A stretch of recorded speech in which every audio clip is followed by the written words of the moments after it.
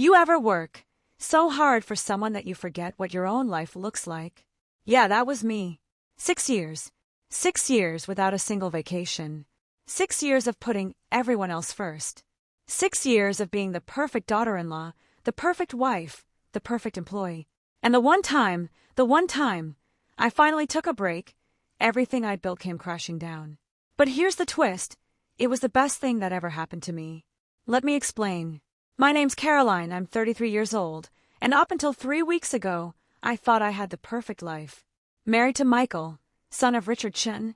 Yes, the Richard Chen, CEO of Chen Industries, one of the biggest manufacturing companies on the East Coast. Worth about $800 million. Old money, old power, old expectations. When I married Michael 7 years ago, I knew what I was signing up for. Or at least I thought I did. The Chen family doesn't just accept you, they absorb you. You become part of the company, part of the legacy, part of the machine. And I was happy to do it, because I loved Michael. And I wanted to prove myself worthy of being a Chen. So I worked. God, did I work? I started in the marketing department at Chen Industries right after our honeymoon. Entry level. I didn't want special treatment just because I married the boss's son. I wanted to earn my place. And I did. I worked 60, 70-hour weeks. Came in early. Stayed late. Took on extra projects. Volunteered for the assignments nobody else wanted. In 5 years, I went from junior marketing associate to VP of brand strategy. I was good at my job. Really good. I built campaigns that increased our brand recognition by 40%. I secured partnerships that brought in tens of millions in new business. I made Chen Industries look modern, relevant, exciting. Richard, my father-in-law, loved it. You're exactly what this company needed, he'd tell me. Fresh perspective. New energy. You're going to go far, Caroline. But here's what nobody tells you about working for family. You never get to clock out. Ever. Weekends. Family dinners where we discuss business strategy. Holidays. Working through company reports because the Q4 numbers need to be ready by New Year's. Vacations. What vacations? In 6 years of working at Chen Industries, I never took a single day off that wasn't a company holiday. Not one. Michael would say, "Babe, you don't need a vacation. We live in a beautiful house. We travel for work. What more do you want?" What I wanted was a break. A real break. Where I wasn't checking emails every 5 minutes or taking calls about brand positioning during dinner. But I didn't push it, because I was a Chen now. And Chens don't complain. Chens don't rest. Chens work. Until 6 months ago, when I finally broke. We were in a board meeting. Yes, I'd made it to the board level by then. And Richard was presenting the 5-year expansion plan. Aggressive timelines. Massive projects. Even more work. And he looked right at me and said, "Caroline will head up the international marketing for the European expansion. She'll need to be in London for at least 6 months next year to oversee the launch." 6 months. In London. Away from home. Away from any semblance of a personal life. I felt something inside me just snap. Actually, I heard myself say, "I'd like to request some time off before taking on a project of that scope." The room went silent. You could hear a pin drop. Richard frowned. "Time off?" "Yes. I haven't taken a vacation in 6 years. I'd like to take 2 weeks, maybe 3, before the London project starts." Michael was staring at me like I'd grown a second head. Richard's frown deepened. "Caroline, we're in the middle of planning the biggest expansion in company history. This isn't the time for vacations. With all due respect, Richard, there's never a good time apparently. I've been waiting for a good time for 6 years. I need a break. I'm asking for 3 weeks. That's it. 3 weeks." Richard actually laughed. "What are you going to do for 3 weeks?" "I don't know yet," I said honestly. "Maybe nothing. Maybe everything.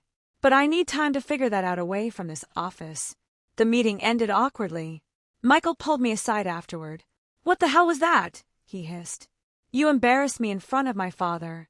I asked for a vacation, Michael. A normal thing that normal employees get. You're not a normal employee. You're my wife. You're a Chen. We don't what? Don't rest?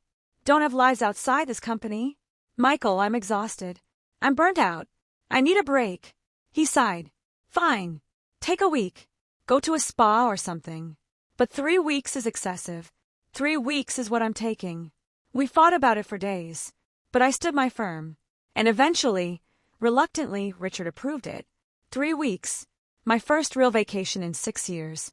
I decided to go to Paris. Alone. Michael had too much work to come with me. Of course he did. But honestly, I was relieved. I wanted to be alone. To remember who Caroline was before she became Mrs. Chun. Before she became VP of Brand Strategy. Before her entire identity got swallowed up by someone else's family legacy. I left on a Tuesday morning. Michael drove me to the airport, kissed me goodbye, and said, "Try not to think about work too much, okay?" Like I was the problem.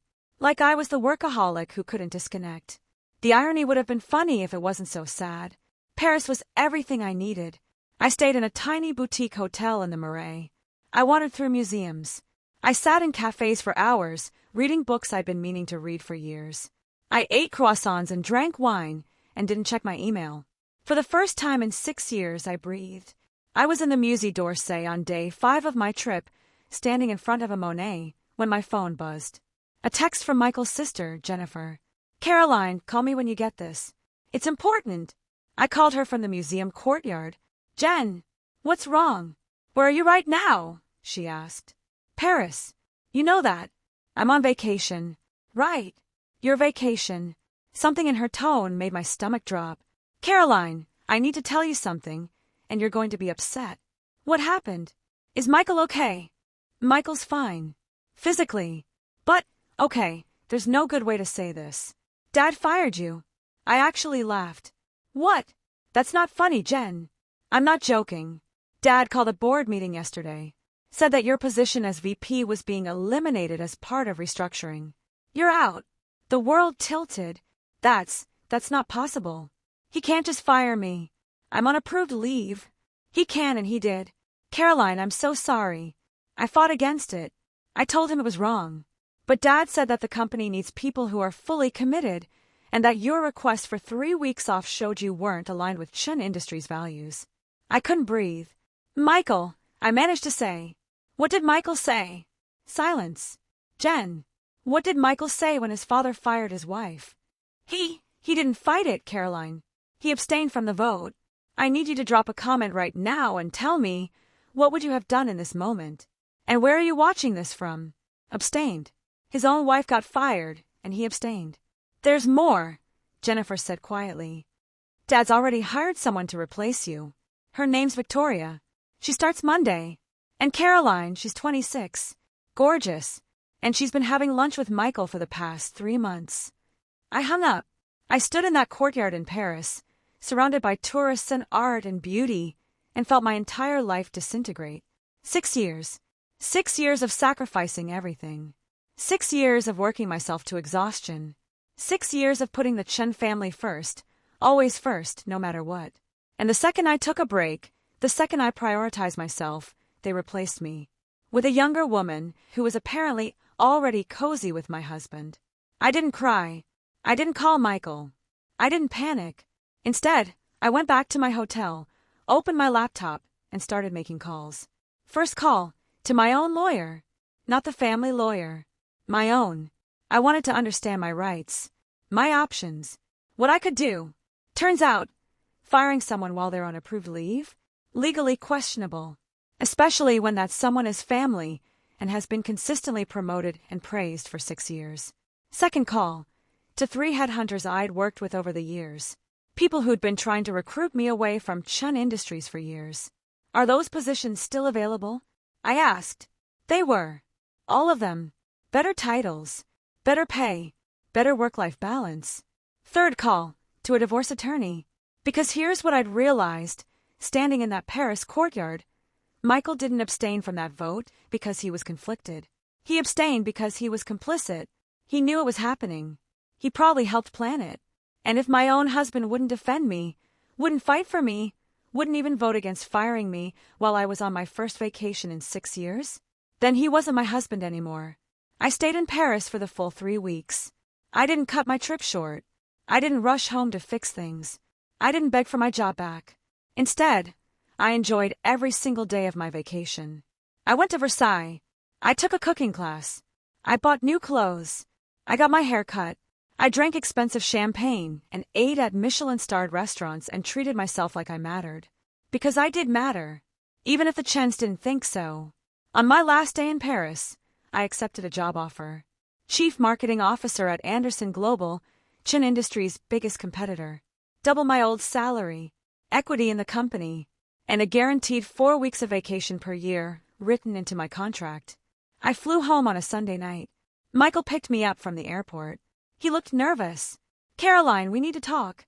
"We do," I agreed. "But not here. Let's go home." We drove in silence.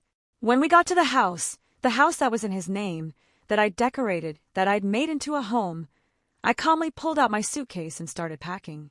"What are you doing?" Michael asked. "Leaving." "Caroline, don't be dramatic." "Yes, Dad made a business decision that affected you.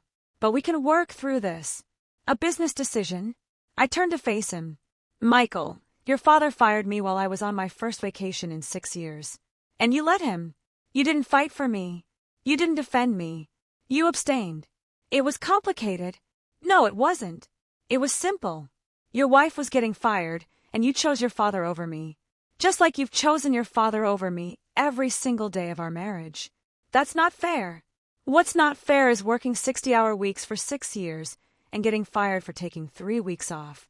What's not fair is sacrificing my entire life for your family's company and being replaced by some 26-year-old your father likes better. What's not fair is being married to someone who sees me as an employee first and a wife second." Michael's jaw tightened. "So what? You're just leaving? Throwing away 7 years of marriage?" "I'm not throwing it away, Michael. You already did. When you abstained from that vote, you made your choice. You chose Chen Industries over me. So now I'm choosing me. Where will you go?" "I got a new job.